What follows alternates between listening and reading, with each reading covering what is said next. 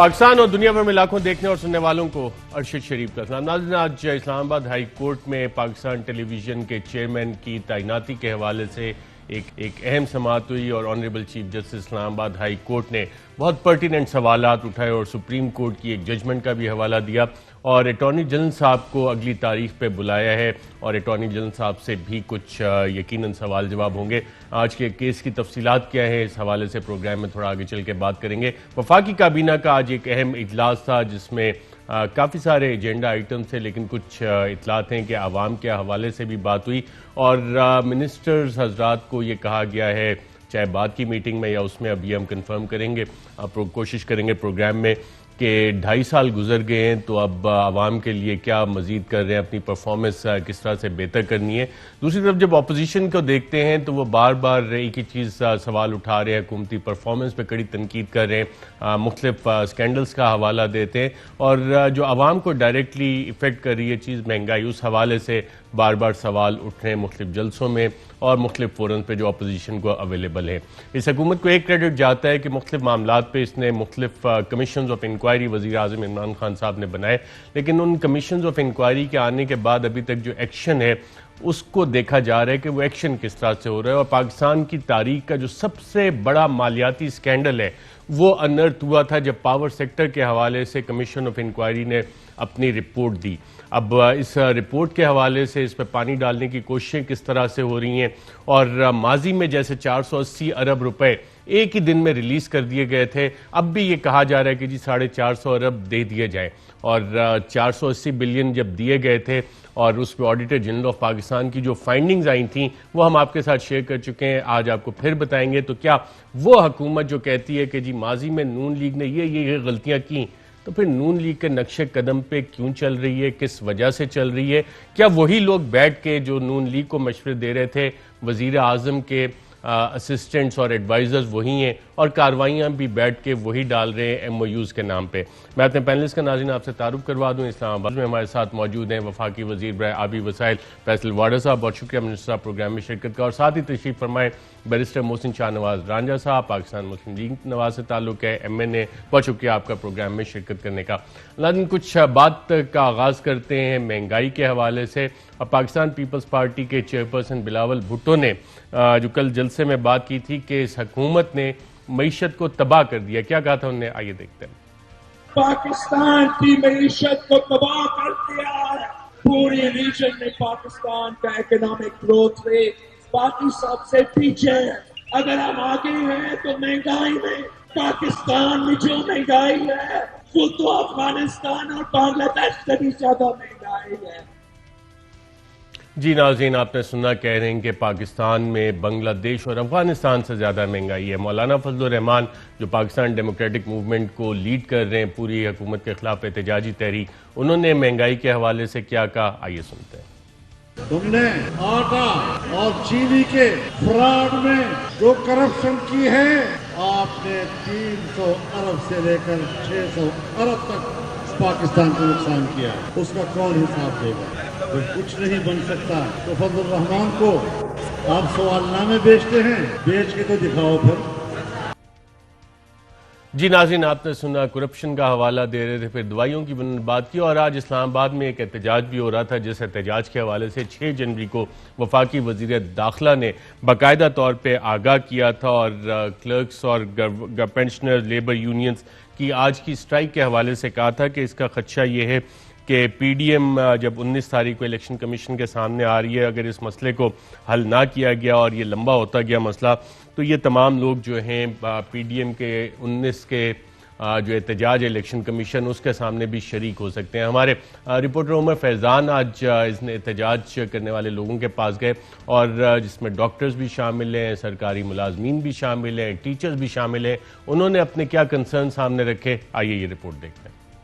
हम daily Vaser मुलाजमिन 17,500 में अपना घर चला रहे हैं। हमारी फाइल 1 to 14 की टीचिंग एंड नॉन टीचिंग की कैबिनेट में पड़ी है, 1.5 माह से कैबिनेट में एजेंडे में लगने के लिए अप्रूवल के लिए, लेकिन ना तो उस पर अप्रूवल हो रही है ना उस पर आगे इम्प्लीमेंट हो रहा है। हमारा हुकूमत से और ओहदेदारान से सिर्फ एक ही मुतालबा है कि हमारी फिलफॉर कोर्ट के फैसलों पर इम्प्लीमेंट करते हुए रेगुलाइजेशन की जाए। हमारा सरकारी मुलाजमीन का ये हाल है कि ना तो हमें बजट में कुछ दिया गया और ना दिसंबर की जो हमारी इंक्रीमेंट लगी है उससे हम मुतमिन हैं। सेक्रेटेरिएट का ये हाल है मुलाजमीन का कि उनके पास 100 रुपया नहीं है वो मोटरसाइकिल का पेट्रोल डलवा के यहाँ तक आ सके। MTI आर्डिनेंस में पिम्स को कॉर्पोरेट बॉडी में कन्वर्ट कर दिया गया है। 4,200 मुलाजिमीन को पिम्स से बेदखल कर दिया गया है और आर्डिनेंस में लिख दिया गया है कि यहाँ पे आप प्राइवेट प्रैक्टिस होगी, यहाँ पर लोगों से पैसे लिए जाएंगे।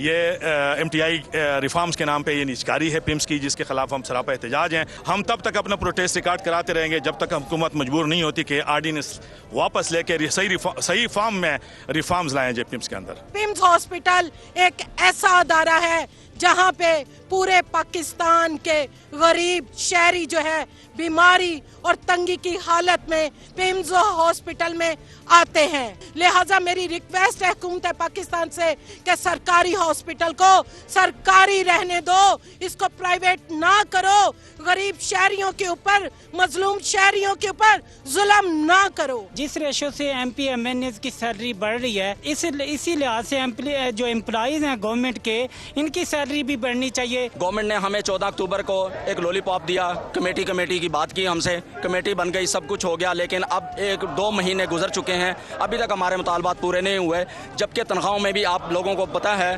कि बिल्कुल भी इजाफा नहीं किया गया। मेहरबानी होगी आप हमारी सैलरी अलाउंसेस बाकी जिस तरह दूसरे डिपार्टमेंट की है उनके बराबर करें। सरकारी मुलाजिम इस वक्त इंतहाई कमपोसी की हालत में है, घरेलू अखराजात इंतहाई ज्यादा हो चुके हैं, जबकि हुकूमत हमें हमेशा तिफल तसलियों पे रखी हुई है कि जनाब हम आपकी तनख्वाहें बढ़ाएंगे। ये चाहते हैं कि जो दूसरे जो डिपार्टमेंट्स में जो पे है या पैकेज दिया जाता है तो वो हमारे टीचर्स को भी जो वो पैकेज जो है वो दिया जाए। जो एजुकेशन है उनको बिल्कुल प्रोफेशनल अलाउंस नहीं मिल रहा, जो टीचर्स को भी मिल रहा है वो भी एक बिल्कुल इंसल्टिंग टाइप का है। जो 2000 में 1000 फिक्स हुआ था और आज तक वही है, जबकि बाकी हर डिपार्टमेंट जो है उसके अंदर प्रोफेशनल अलाउंस जो है वो परसेंटेज के लिहाज से है। लोगों की तनख्वाहें नहीं बढ़ी, मुलाजमीन मर रहे हैं, भूखे मर रहे हैं, बच्चों को तालीम नहीं दिलवा सकते, अपना इलाज नहीं करवा सकते, तो मेहरबानी फरमाएं जनाब आपने जो वादा किया था उस वादे को पूरा करें। आज वफाकी दारुल हुकूमत के मुलाजमीन पार्लियामेंट के बाहर धरना दिए हुए हैं, इसमें मुख्तलिफ शोबजात से ताल्लुक़ रखने वाले मुलाजमीन भी शामिल हैं और इनमें एक बड़ी तादाद मुल्क के मेमारों की है, जो असातिज़ा की है, जो इस धरने में शामिल हुए हैं, जिनका ये कहना है कि अवाम जो है वो पिस के रह चुकी है मौजूदा महंगाई से, लेकिन हमारी तनख्वाहों में खातिर खा इजाफा नहीं हो रहा। उनका मुतालबा है कि हुकूमत वक्त उनकी तनख्वाहों में महंगाई के तनासब से इजाफा करे और उनकी तनख्वाहों में प्रोफेशनल अलाउंस को शामिल करे। इसके अलावा यहाँ पे डेली वेजेस के मुलाजमीन भी शामिल हुए हैं धरने में, जिनका कहना है कि हमें अभी तक मुस्तकिल नहीं किया जा रहा है और हमारी तनख्वाहें मजदूरों से भी कम है और उनका कहना है कि 17,000 में हम घरेलू अखराजात मुकम्मल नहीं कर सकते तो हम अपने बच्चों को अच्छी तालीम कैसे दे सकेंगे। इनका मुतालबा है कि हमें मुस्तकिल किया जाए। दूसरी तरफ मुलाजमीन कह रहे हैं कि तमाम अदारों की जो तनख्वाहों में इजाफा हुआ है उसी तनासब से हमारी तनख्वाहों में भी इजाफा किया जाए। कैमरामैन अवैस अहमद के साथ उमर फैज़ान, ARY न्यूज़, इस्लामाबाद। जी नाज़रीन, ये मसाइल हैं जो लेके मुख्तलिफ सरकारी मुलाजमीन इस्लामाबाद आए। मिनिस्टर साहब, इसमें इंटीरियर मिनिस्ट्री ने 3 रास्ते आगे वे फॉरवर्ड बताए थे।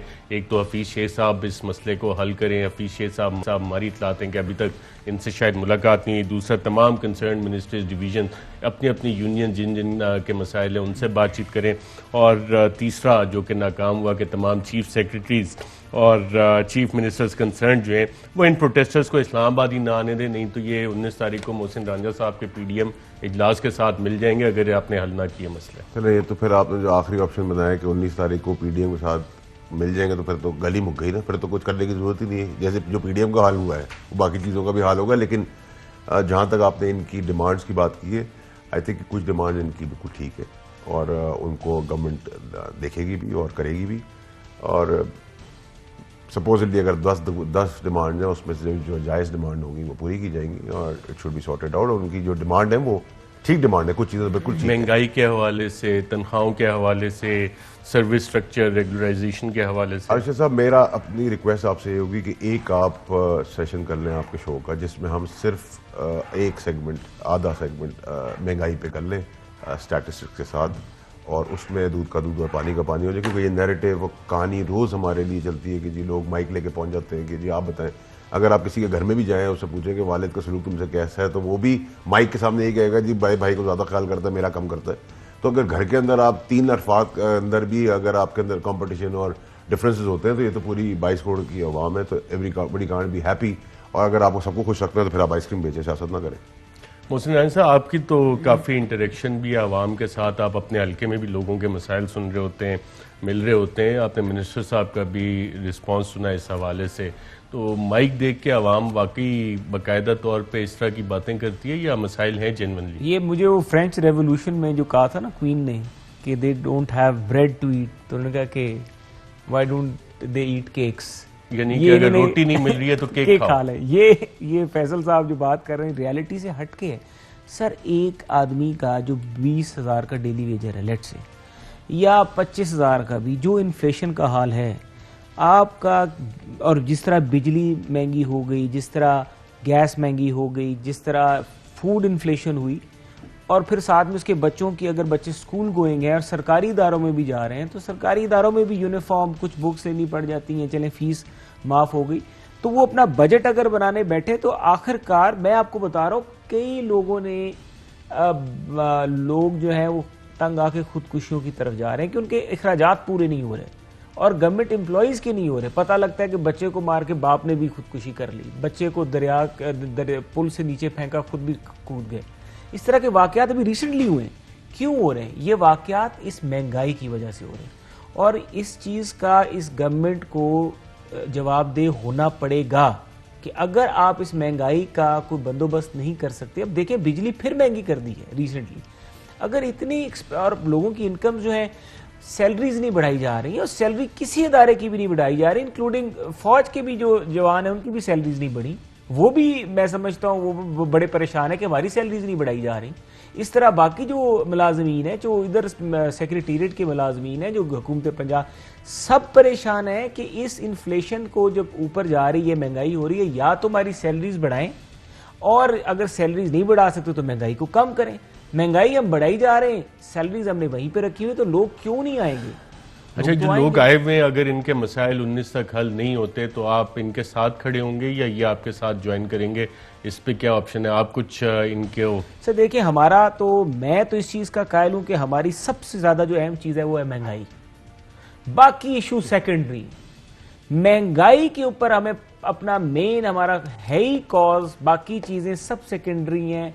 मेन है पाकिस्तान की आवाम को रिलीफ मिलना चाहिए, और उसके लिए हम जो कुछ कर सकते हैं, अगर ये हमारे साथ मिलेंगे बिल्कुल हम इनको साथ मिलाएंगे, हम इनकी आवाज़ बनेंगे, हम डिमांड करेंगे कि इन एम्प्लॉयज़ की जो है सैलरीज बढ़ाई जाएं, फौरी तौर पे इनकी सैलरीज बढ़नी चाहिए, और चाहे वो जो भी डिपार्टमेंट का है, ताकि कम से कम रिकनसाइल तो चीज़ें हो ना उन गरीबों की। अगर वो रिकनसाइल नहीं होगी फिर क्या फ़ायदा? और खास तौर पर सरकारी मुलाजमीन, मिनिस्टर साहब, उनके रिलीफ के लिए अपोजिशन भी आवाज़ उठा रही है और बेचारे खुद भी आवाज़ उठा रहे हैं, तो रिलीफ कुछ देने की मार्जिन है आपके पास? क्योंकि आज तो आप पेंशन के मामला भी काबीना में डिस्कस करते रहे कि ये भी बोझ बहुत बढ़ता जा रहा है आप पे। अर्शद साहब, देखते हुए कि मुझे बड़ी खुशी हुई कि मोहसिन राजा साहब ने अब एटलीस्ट, मोहसिन राजा साहब सेंसिबल आदमी के, उन्होंने जो नैरेटिव, मुश्किल नैरेटिव लेके वो निकले थे, अब उसको बेचने की कोशिश करेंगे। तो फौज मुखालिफ और अदलिया मुखालिफ निकले थे ना, ये तो इंडियन नैरेटिव लेके निकले थे। आज इनको महंगाई याद आ गई, ये भी बिकने वाला नहीं। देखिए, मसला ये है कि मोहसिन राजा साहब ने कहा कि खुदकुशियां लोग कर रहे हैं, चाय नहीं पीते,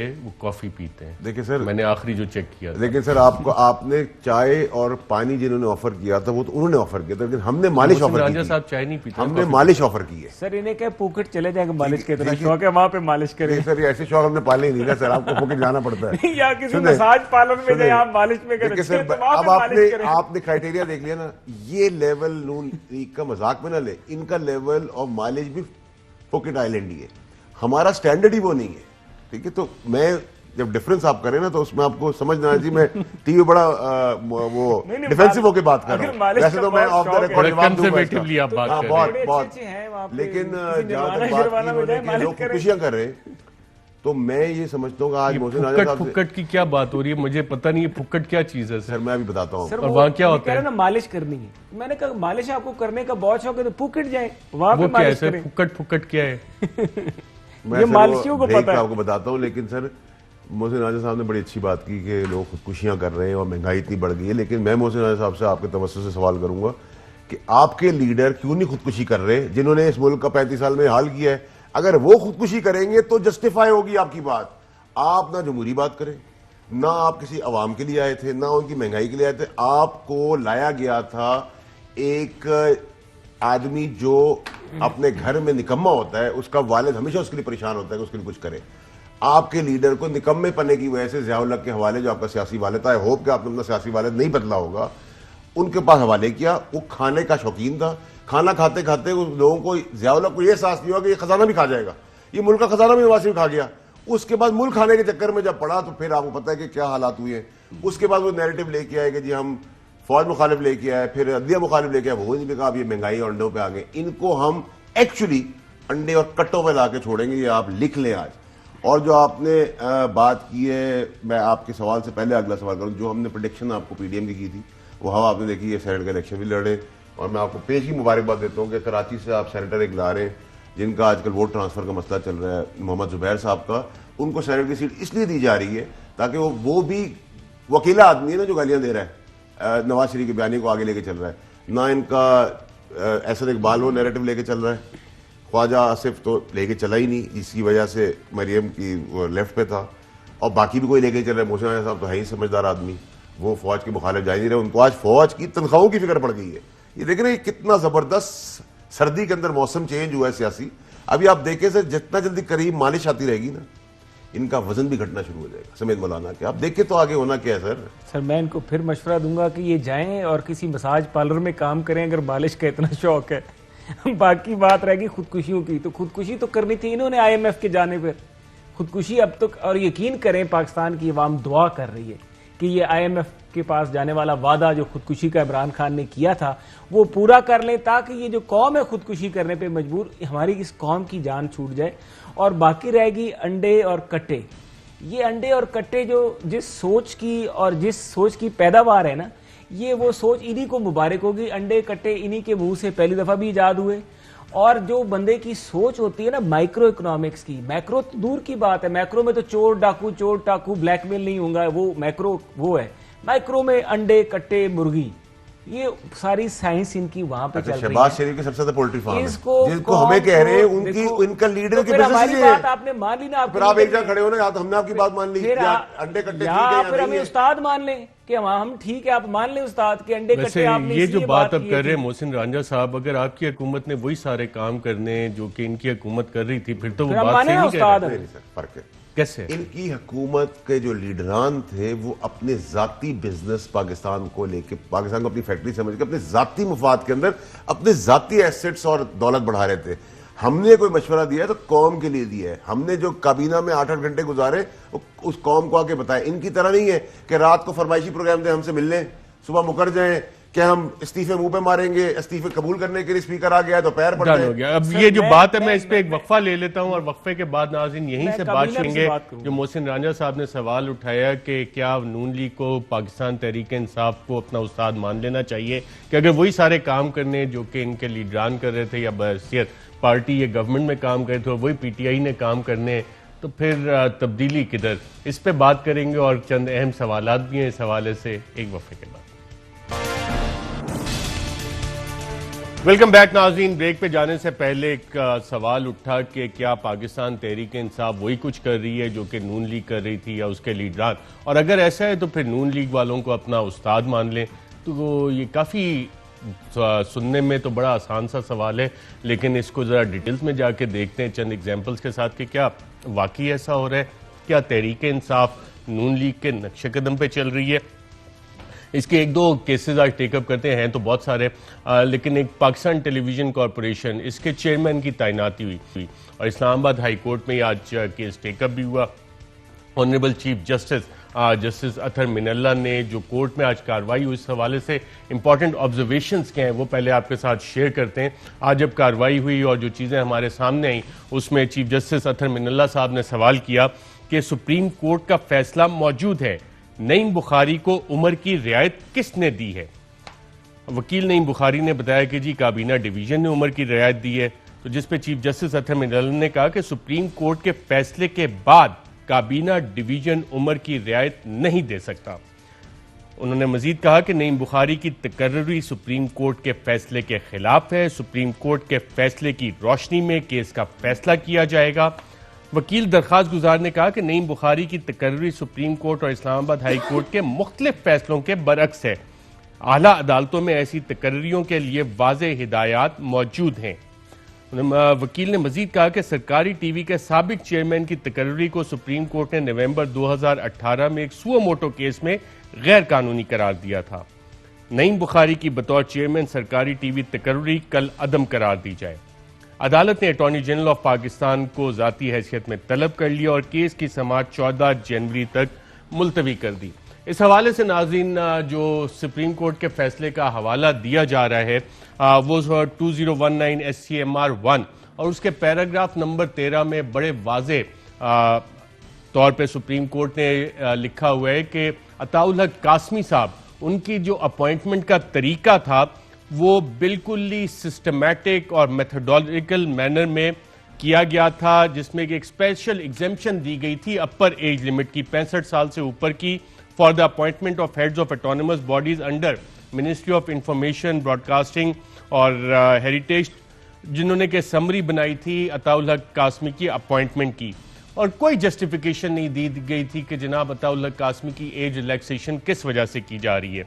और सुप्रीम कोर्ट ने कहा था कि हमने उस वक्त के minister for information Parvez Rashid साहब के पास ना कोई पावर थी ना अथॉरिटी थी to decide and propose even in consultation with his department on his own the name of any particular individual for the post in question. No advertisement was made, no criteria was laid down and no qualifications were taken into account. अब नईम बुखारी साहब मैं ज़ाती तौर पे उन्हें बहुत पसंद करता हूँ, बड़े विटी आदमी हैं, प्रोग्राम्स भी करते थे, उसका भी मैं फ़ैन, लेकिन जब बात कानून की आ जाती है और इन तैनातियों की बात आती है, जो सवाल भी इस्लामाबाद हाई कोर्ट में उठ रहा था, सुप्रीम कोर्ट के फैसले भी हैं, तो सवाल ये है कि दरबार तो अपनी जगह है और जी हजूरी की जो एक रवायत है वो कायम ही रहती है और दरबार जब तक कायम है दरबारी बहुत। तो मिनिस्टर साहब इसमें क्या फ़र्क है? आपने ये जो अपॉइंटमेंट की जिसका कि आज इस्लामाबाद हाई कोर्ट में भी टेकअप हुआ, आपकी काबीना में भी ये इशू चलता रहा और उसमें वज़ीर आज़म ने एक मीटिंग में इंटरनल क्लूजन का जिक्र किया था मिनिस्ट्री में जो बोर्ड के हवाले से था, और एज रिलैक्सेशन पे काबीना में बात हुई थी। आपने एक 72 साल शख्स के अलावा कोई नहीं मिला था आपको? देखिए अर्शद साहब, मुझे एक तो मैं लॉयर हूँ नहीं, मुझे ज़्यादा पता नहीं लीगल पेचीदगियों का, लेकिन मैं आपको इतना बता सकता हूँ कि जो कोर्ट की ऑब्जर्वेशन है और कोर्ट की जो भी फाइंडिंग्स हैं उसको गवर्नमेंट मनोमन हमेशा मानती आई, एहतराम करती रही और आगे भी एहतराम करेगी। और अगर कोई ऐसी आप ये कंफर्म कर सकते हैं ना कि वज़ीर आज़म ने इस हवाले से तहफ़्फ़ुज़ात का इजहार किया था कि मिनिस्ट्री से कहीं इंटरनल कोल्यूशन हो रही है? सर आपको पता है कि मैं बहुत दफ़ा काबीना में अंदर बाहर आ जा रहा हूँ, तो मुझे एग्जैक्टली याद नहीं कि इस सब्जेक्ट पे इसके अभी आज की कैबिनेट में तो ये बात नहीं हुई। आज की कैबिनेट में यकीनन ये बात हुई, आप बिल्कुल सही कह रहे हैं। इसमें 17 नवंबर को जो कैबिनेट मीटिंग थी उसमें ये बात हुई थी। मेरा 17 November if I am not wrong मैं उस काबीना का हिस्सा नहीं था, मैं छुट्टी पे था। अच्छा, आपको याद नहीं है तो अगर मैं ख्याल नहीं दिखाते हम, क्योंकि लार्जर इशू की बात कर रहे हैं। आप खुद अगर पढ़ना चाहते हैं तो पैराग्राफ नंबर 12 पढ़ लें, इसी समरी का आपको दे देते हैं जो उसमें फैसला हुआ और इंटरनल क्लूजन का जिक्र है। फ़र्क है या आपसे सीख के उसी तरह तैनाती की है 72 साल शख्स की जैसे अताउल हक कासमी की थी, और सुप्रीम कोर्ट की वाज़े डायरेक्शन है, जो सवाल सामने भी आया, सीख रहे हैं आपसे ये लोग?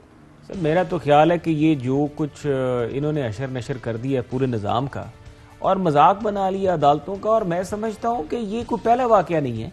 सुप्रीम कोर्ट का एक और भी फैसला हुआ था और उस केस में से जो पब्लिक एडवर्टीजमेंट थी पब्लिक मनी से, टैक्स पेयर के पैसे से करने पे सुप्रीम कोर्ट ने मना किया था। शहबाज शरीफ साहब उस वक्त वज़ीर आला पंजाब थे, खैबर पख्तूनख्वा में परवेज़ खट्टक थे, इन दोनों को पैसे जमा कराने के लिए कहा गया था पार्टीज़ की तरफ से, और 55 लाख का एक चेक डिपॉजिट हुआ था सुप्रीम कोर्ट में और एक फिर इन्होंने क्या किया, इन्होंने सेहत इंसाफ कार्ड छाप दिया, फिर इन्होंने कामयाब जवान छाप दिया, पार्टी लोगोस, पार्टी फ्लैग, सारा कुछ। और सेहत इंसाफ कार्ड का नाम देखें, सेहत इंसाफ कार्ड।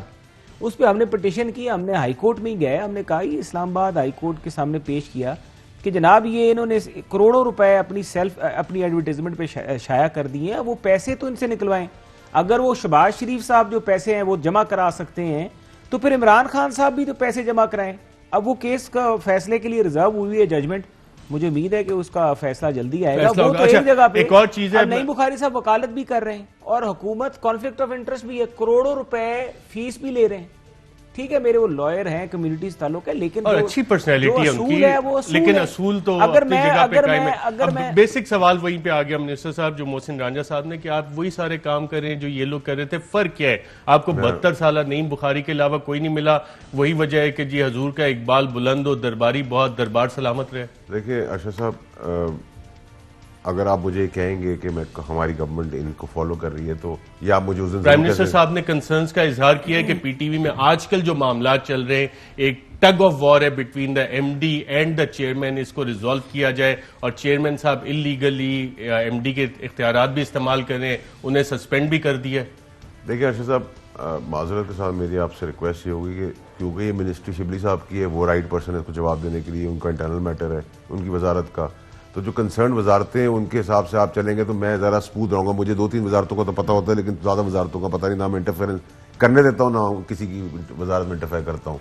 ये मैंने आपका ज़रूर पढ़ा, मैं इस डॉक्यूमेंट को नेगेट नहीं करूँगा, लेकिन आप ज़रूर हमारा तयन कीजिएगा कंपैरिजन में। जिस दिन इमरान खान साहब एवनफील्ड अपार्टमेंट्स बना लेंगे, उनकी औलादें यहाँ अरबों रुपए का कारोबार करेंगी और फेक अकाउंट से पैसे आएंगे और वो जैसे ही पकड़े जाएंगे अदालत के थ्रू तो वो मुल्क से भाग जाएंगे। सिर्फ अपार्टमेंट बनाना करप्शन है, बाकी करप्शन नहीं होती मिनिस्टर साहब।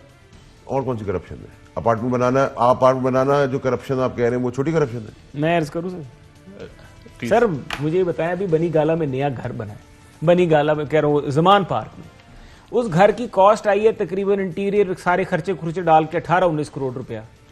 अब वो 18-19 करोड़ वजीर आजम साहब अपनी वेल्थ स्टेटमेंट सामने रखें जो इनकम टैक्स में पैसे जमा आप एक वकील हैं और आप एक पब्लिक फोरम पे ये स्टेटमेंट दे रहे हैं, ये आपको कल को सू कर लेंगे। कल मेरे साथ एवेल्युएटर आप मुंतखब करें, एवेल्युएटर लेकर जाएं, हम एवेल्युएशन कराते हैं जमान पार्क के घर की जो कॉस्ट आई है और जिसके इंटीरियर के ऊपर कॉस्ट आई है। सर मैं आपको जवाब देता हूं, आपके फोरम पे दे रहा हूं, मेरा घर नहीं, वो मेरे लीडर का घर है। मैं ये नहीं कह रहा, ये कह रहे हैं ये घर 19 करोड़ रुपए का है, 19 करोड़ रुपए का घर है जमान पार्क का। 3 कनाल मैं आपके शो पे कहता हूं आप 3 करोड़ का प्रॉफिट ले, 16 करोड़ रुपए में घर ले चले करें। ये अपना नवाज शरीफ का फैसला कर सकते हैं सर, मैं कर सकता हूं। ये उसी तरह फिर वाइट कर रहे हैं ना जिस तरह पहले अब देखिए अब आप निकल गए। पहले सर मुझे एक बात बताएं, आपने कहा 19 करोड़ रुपए का घर है, इन्होंने झूठ बोल दिया। 19 शुक्र 19 का 29 नहीं कहा, मैंने कहा 19 की जगह अपने लीडर का घर मैं आपको 16 करोड़ में देता हूँ, 15 में देता हूँ, चले सुबह पेमेंट करें। 12 करोड़ 4 करोड़ में जेब में मिल रहे हैं, ऑफिशियल ऑफर्स आ जाएंगी, उसकी हिस्टोरिकल सिग्निफिकेंस है। अरशद साहब 16 करोड़ रुपए में आप और मैं ये खान साहब से इजाजत लें,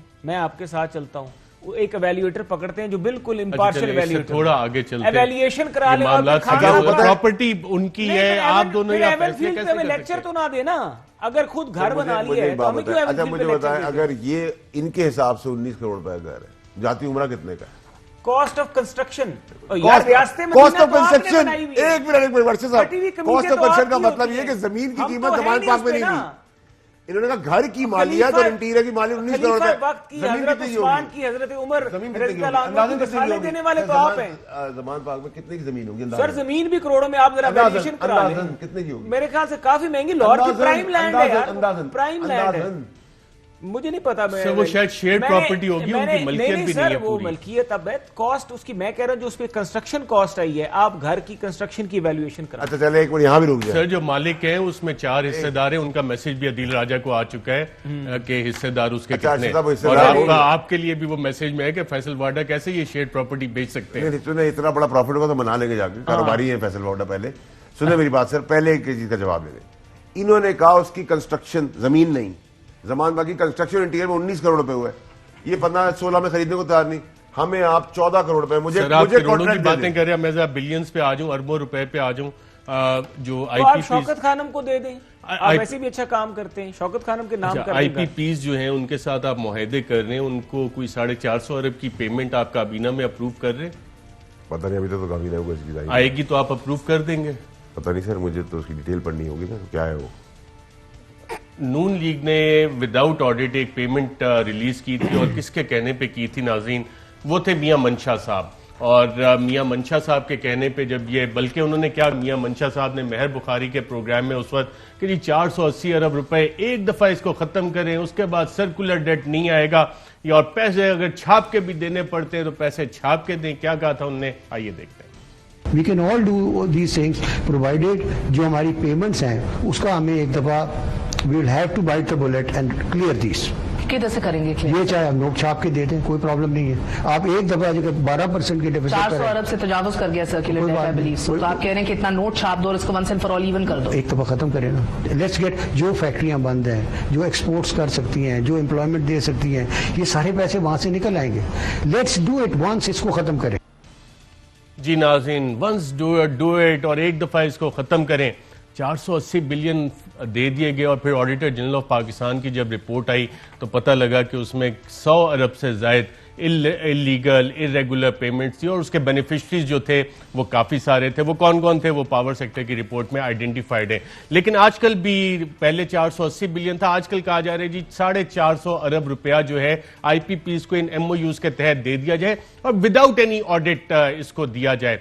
और इस सारे मामले पे जिस शख्सियत की तारीफ हो रही है, उनका खुद भी कॉन्फ्लिक्ट ऑफ इंटरेस्ट के हवाले से पहले भी सवालात उठते रहे, और मियां मंशा साहब जिस शख्सियत की तारीफ कर रहे हैं वो कौन है, खुद ही नाम सुन ले। देयर आर गुड पीपल, अच्छे लोग काम कर रहे हैं हुकूमत में। आप देख लें, Nadeem Babar is there, he knows this business, and there are some, बाहर से भी लोग लाए हैं इसके अंदर। जी नाज़रीन, आपने सुना नदीम बाबर साहब की, मियां मंशा साहब तारीफ कर रहे हैं कि अच्छे लोग हैं, यकीनन वो तारीफ डिजर्व भी करते हैं, क्योंकि जब ये पावर सेक्टर की रिपोर्ट आई और इसका क्रेडिट वज़ीर आज़म इमरान खान साहब को जाता है, इसी रिपोर्ट में हमें पता लगा कि मियां मंशा साहब की जो 4 पावर कंपनीज हैं उनको 71.338 बिलियन रुपीस के प्रॉफिट्स हुए, और जिस शख्सियत की वो तारीफ कर रहे थे उनकी कंपनीज को 9.61 बिलियन रुपीस के प्रॉफिट्स हुए, और एक्सेस प्रॉफिट नहीं, ये टोटल प्रॉफिट्स हुए जिसमें एक्सेस प्रॉफिट्स भी बिलियंस के शामिल हैं। और अब जब ये MOUs ड्राफ्ट हो रहे थे उसकी हमने पूरी टाइमलाइन निकाली, और सरप्राइजिंगली एक ऐसा दस्तावेज हमारे सामने नाज़रीन आया कि MOUs जब ड्राफ्ट हो रहे थे 11 अगस्त को, तो जिस कंप्यूटर पे वो बना, जिस शख्स ने ये वर्ड की फाइल क्रिएट की, हसीन इत्तेफाक है कि एक उस शख्स ने नाम भी नदीम बाबर ही का लिखा।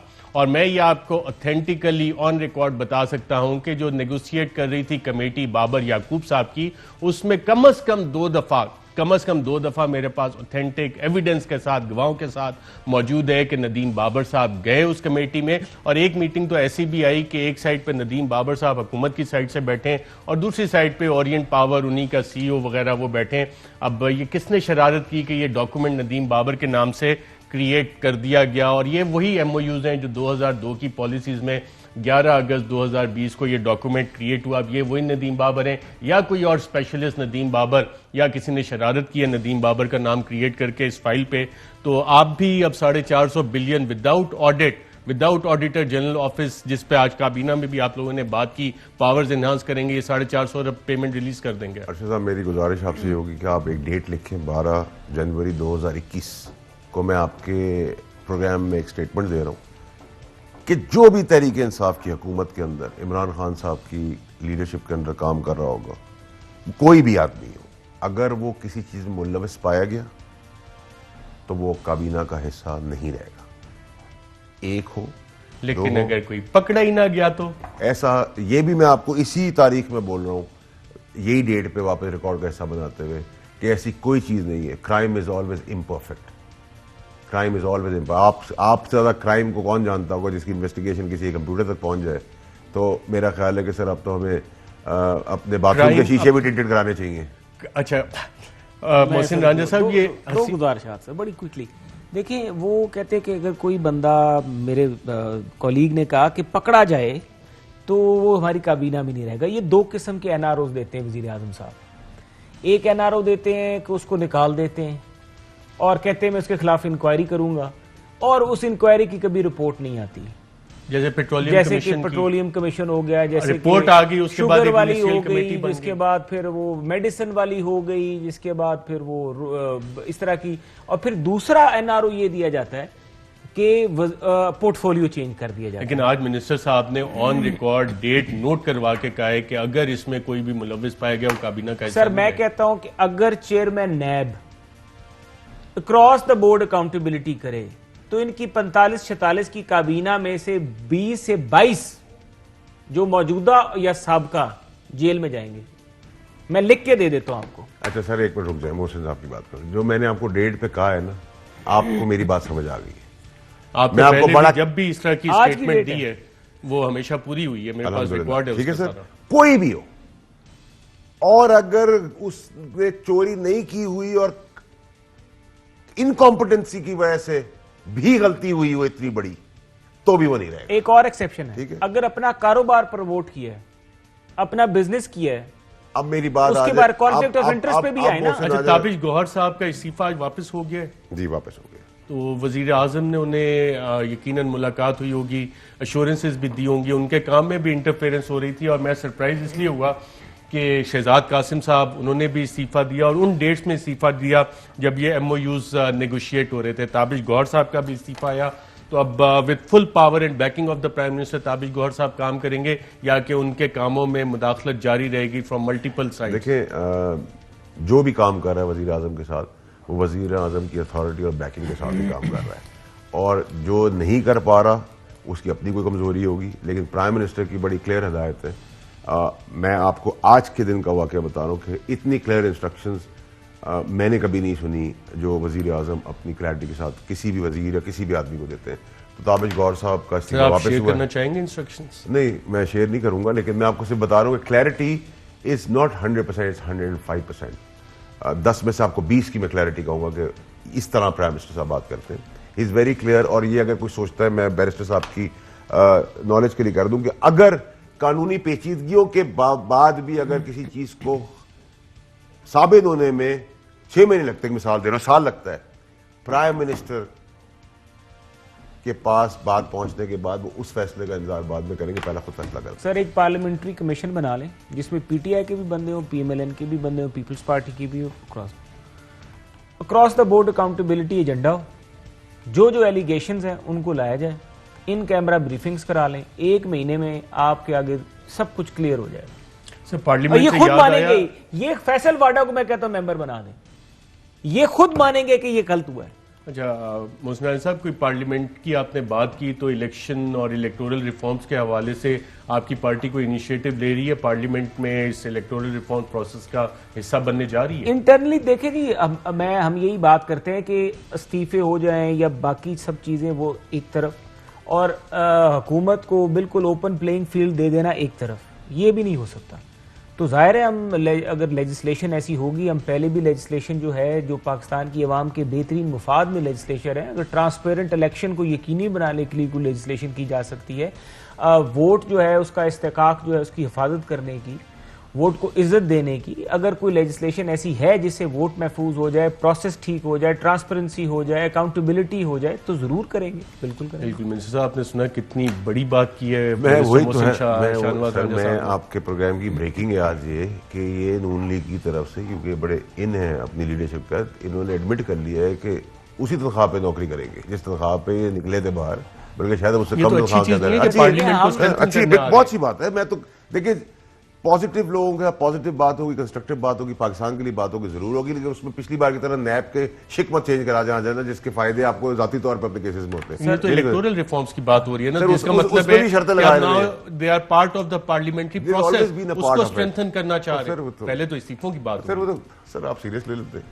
एक आदमी की कंपल्सिव लायर हो, एक बीमारी है, उसको आप कह रहे हैं कि जी उसको डिबेट करें तो सीरियस लें। ये तो अर्शद साहब आप भी प्रोग्राम की तौहीन करेंगे। मैं देखिए नौकरी की कोई बात, हम तो सियासत करेंगे, नौकरी शायद ये करते हो, हम नौकरी नहीं करते, पहली बात।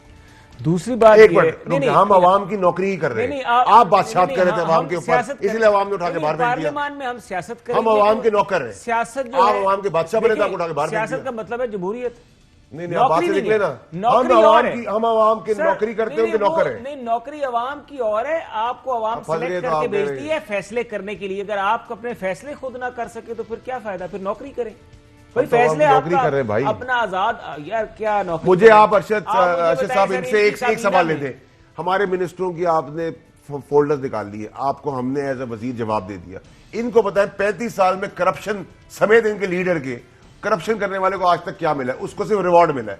दोनों पार्टियों का देख ले, जितना कमाऊ कूद है उतनी बड़ी पोजीशन पे देख ले आप। मैं एक सवाल करता हूं, ये एक काम कर लें, ये कमीशन बनाए, पार्लियामेंट का कमीशन। मैं अपनी पार्टी से रिक्वेस्ट करूंगा, पीडीएम के लीडर से मोहसिन राजा के ऊपर करप्शन कोई चार्ज नहीं है, आपको वजीर क्यों नहीं बनाया? नहीं आप, मैं बन गया था, मैं शायद स्टेट मिनिस्टर बना दिया, कैबिनेट में मिनिस्टर था, स्टेट मिनिस्टर था। स्टेट मिनिस्टर कब बने थे? मैं 2007 जब शाहिद खान साहब बने थे प्राइम मिनिस्टर, मैं बन गया पार्टी में।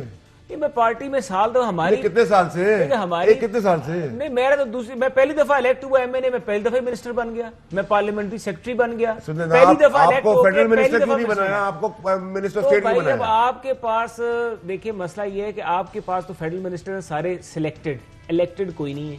नहीं फैसल ये तो इलेक्टेड है ना, फैसल तो इलेक्टेड है, लेकिन मैंने क्या किया था? आज भी चले जाएं, हाई कोर्ट का फैसला मौजूद है कि कोई भी मुशीर जो है या मामले खसूसी जो है वो वजीर के इख्तियार इस्तेमाल नहीं कर सकता। सर कल सुबह कैमरा लेके जाएं पाकिस्तान सेक्रेटेरिएट में, जितने मुशीर और जितने मामले ने खसूसी बैठे वजीरों के इख्तियार इस्तेमाल कर रहे हैं, सर जाएंगे तोहीन अदालत में, और हम यकीनी बनाएंगे, बल्कि आप मेरे साथ चलेंगे और हम एक एक जगह पे वो अदालत का ऑर्डर लेके डिलीवर करेंगे उस मामले खुसूसी कमरे जो अपने कमरे में बैठ के वजीर के इख्तियार इस्तेमाल कर। अल्लाह की शान है। वैसे सर देखिए आज पीएमएनएन की लीडरशिप, आज एआरवाई के एंकर अरशद शरीफ साहब कह रही है हमारे साथ चले, ये भी वक्त की बात है। वक्फा लेते हैं, वक्फे के बाद दोबारा खिदमत में हाजिर होते हैं।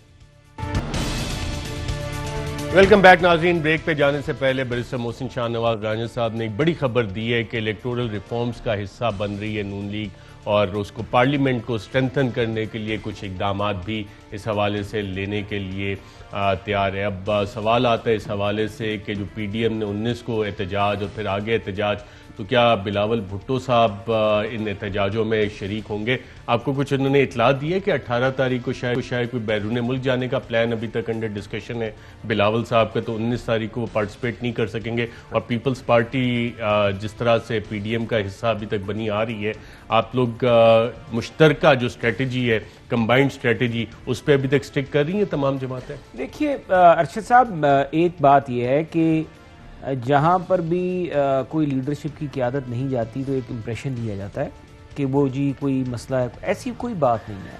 अब ज़ाहिर है कमिटमेंट्स भी हैं, हर बंदे की अपनी कमिटमेंट्स हैं, अगर कोई ऐसी उनकी कमिटमेंट आ गई है जिसकी वजह से उनको ट्रेवल करना पड़ रहा है तो अंडरस्टैंडेबल है। बाकी उनकी पार्टी के जो 2 एक्स प्राइम मिनिस्टर्स हैं, राजा परवेज अशरफ साहब हो गए या गिलानी साहब हो गए, वो वहाँ पे मौजूद होंगे, वो पार्टी की नुमाइंदगी करेंगे।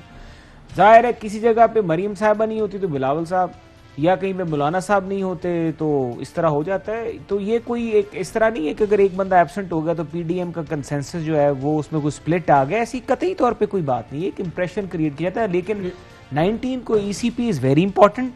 ईसीपी में हम जाएंगे, अगर ईसीपी में हम ये देखेंगे कि जो डिले है, अगर वो वहाँ पे डिले ना निकला तो हम सुप्रीम कोर्ट जाएंगे और वहाँ पे भी कोई एप्लीकेशन देंगे कि इस केस को एक टाइम म्याद मुकर्रर और पिंडी भी जाएंगे, ये भी पूछे ना मौलाना के साथ। सर वो पीडीएम का फैसला है, अभी तो पीडीएम ने फैसला किया है ईसीपी का, मैंने आपको ये बता दिया लीगल कुछ कानूनी मामला। मैं पीडीएम का फैसला आपको बताया तो ना ये होंगे ना पीपल्स पार्टी होगी। देखिए ये तो अभी पता लग जाएगा। मैं बताया तो मैं भी नहीं सर, आप पहले पिंडी वालों की तनख्वाहें बढ़ाएं, फौज की तनख्वाहें बढ़ाएं। मैं आपको फिर रिक्वेस्ट कर रहा हूँ, जो फौजी जवान है हमारे जो मोर्चों में बैठे हैं उनकी तनख्वाहें बढ़ाएं, ये बहुत अहम चीज है। उन फौजी जवानों का आपने तब ख्याल रखना था जब वो खून बहा रहे थे और आपका नवाज शरीफ मोदी को मारने वाले क्रिमिनल कातिल को अपनी गाड़ी में बिठा के शादियों पे बुला रहा था बगैर वीजे के। उस वक्त जवानों ने मातम पीटा था कि हम गोलियां खा रहे, सीनों पे खून दे रहे, और इनका लीडर जो है वो पाकिस्तान के अंदर कातिल को मोदी को बुलाकर अपने घर में खाने खिला रहे हैं। बेचारे कुर्बानियां शहादत अब भी दे रहे, तनख्वाहें बढ़ा दें। मैं अभी भी कह रहा हूँ प्लीज उनकी तनख्वाहें बढ़ाएं, हमारे जवानों की तनख्वाहें बहुत जरूरी है।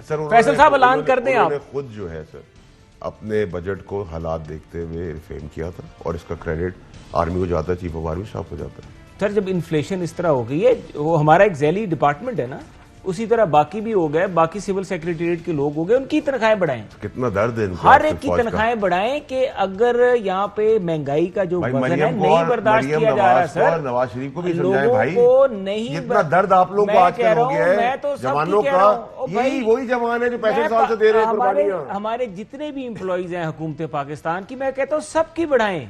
उनकी इसलिए बात करते हैं मोर्चों में सामने खड़े में मुकाबला कर रहे हैं। इनके दौर में इनकी सबकी तनख्वाहें 10-10 लाख रुपए थी, हमने 20,000 कर दी। आपको पता नहीं ये बात? जो इनकी जमाने में वो जो ग्रामर स्कूल में पढ़ते थे, हार्वर्ड में पढ़ते थे, सारे हेल्थ के इश्यूज पाकिस्तान में नहीं थे, सब इनके, हमने सब आगे तबाह किए। 2 साल में 40 साल का जवाब मैं दूंगा, इनसे कोई सवाल नहीं करेगा। और बातें आप तकरीर इनसे देखिए कैसी कर रहे हैं। मुल्क को कहां से हम एशियन टाइगर का ख्वाब देखते थे, हम अंडे मुर्गी और कट्टों पे आ गए। सर एशियन टाइगर बोलने वाला जो है वो अगर भाग गया मुल्क से तो मेरा कसूर है। हमें टाइगर को तो बुलाएं, 3 महीने के लिए हमें उस्ताद मान ले, हम इनके मसाइल हल कर देंगे। मैं बड़ा सोल्यूशन दे दिया आपको, 3 महीने हमें दे दें, मान लें कि हम उस्ताद हैं, वही काम कर रहे हैं जो हम करते थे। तो आज अगर उस्ताद मान लिया तो क्या करेंगे आप? तो बस इनके मसले मसाइल हल होंगे और बड़े तरीके से साथ इनके सारे मसाइल हल करेंगे। उस्ताद मानने का मतलब ये हो गया ना कि एनआरओ दे दे, इनको उस्ताद मान के एनआरओ दे दे। इमरान खान साहब पूरे पाकिस्तान के सबसे बेहतरीन आदमी होंगे, इनके लीडर्स को वापस आने दें, केसेस खत्म कर दें। लीडर मानेंगे, हम शहबाज शरीफ साहब से कहेंगे, नवाज शरीफ साहब शहबाज शरीफ साहब से कहेंगे आए इनको मईशत का सलूशन दें, मरियम के उससे हम इनको मईशत का सलूशन दिलवाएंगे। वो लीडर ऑफ द ऑपोजिशन आएंगे हाउस में, ग्रैंड नेशनल डायलॉग की तरफ एक अहम कदम। अगर ये माने ना गलतियों में, मान लें कि हमने ये गलत किया है, हमने ये डिरेल किया था सिस्टम, सब कुछ गलत किया है, हम बड़े गैर कानूनी तरीके से हमने आके इक़्तिदार संभाला, इनको क्रिमिनल्स की तरह ट्रीट करते हैं, क्रिमिनल्स की तरह ट्रीट करेंगे। और सर ये सीधा सीधा हिसाब, हम इनको डेमोक्रेटिक लोग नहीं मानते सर, हम इनको हार्डकोर क्रिमिनल समझते हैं, मुजरिम समझते हैं सर, हम इनको ऐसे ही ट्रीट करेंगे। और जितना भी टाइम है हमारा, 5 साल है, 10 साल है, जो भी टाइम है, हम इनको क्रिमिनल्स की तरह ट्रीट और हम इनको पॉलिटिकली इमेच्योर समझते हैं, हम वही समझते हैं। हम खुश हैं सर।